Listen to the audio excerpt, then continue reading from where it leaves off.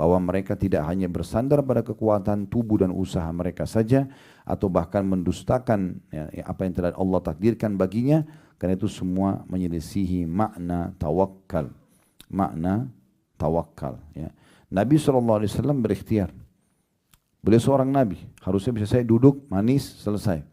Tapi Nabi SAW berdagang. Ya, hidup Nabi itu terbagi menjadi beberapa fase.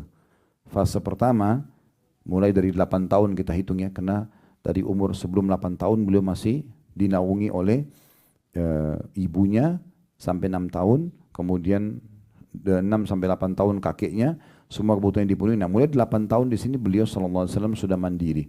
Karena hidup bersama pamannya Abu Thalib yang miskin, maka beliau sudah mulai ikhtiar. 8 tahun sampai umur 21 tahun, ya, kurang lebih 11 tahun, di situ beliau ikhtiar. Ini 13 tahun. Beliau ikhtiar mengembala domba. Umur 8 sampai umur 21 tahun.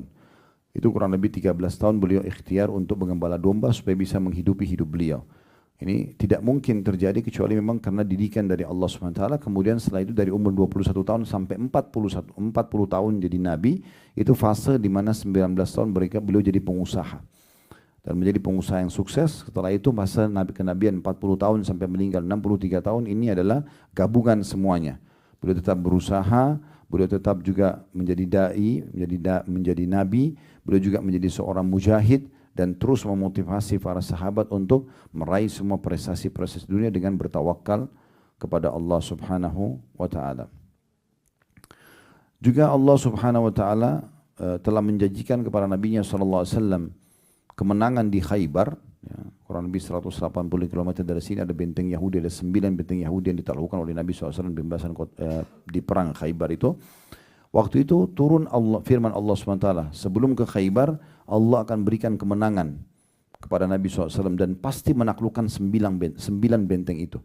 Pertanyaan sederhana, apakah Nabi SAW setelah menerima berita gembira ini, kemudian duduk manis, udah di Madinah aja, toh juga akan dapat kemenangan, Allah sudah janji? Tidak. Beliau bentuk pasukan, beliau membawa senjata terbaiknya, kuda terbaiknya, kemudian menuju ke Khaybar. Dan apa Bapak Ibu sudah tahu waktu tiba di Khaybar itu para sahabat teriak-teriak, Allahu Akbar, Allahu Akbar, itu lihat benteng Yahudi. Ini yang Allah janjikan. Kata Nabi SAW, jangan kalian teriak-teriak dalam memanggil Tuhan kalian, karena Allah tidak tuli. Cukup dengan suara biasa saja. Dan jangan berharap bertemu dengan musuh kalian, berharaplah musuh dengar kalian, mereka ketakutan. Ya, sehingga kalian sudah menang tanpa peperangan. Tapi kalau kalian harus berhadapan, maka kokohkanlah kaki kalian. Tapi Nabi SAW ikhtiar, dan Bapak Ibu perlu tahu, benteng pertama saja, benteng Naim namanya, atau benteng Naim. Benteng Naim ini dikepung oleh Nabi SAW 43 hari. Dan sementara pengepungan itu sempat ada masa kelaparan.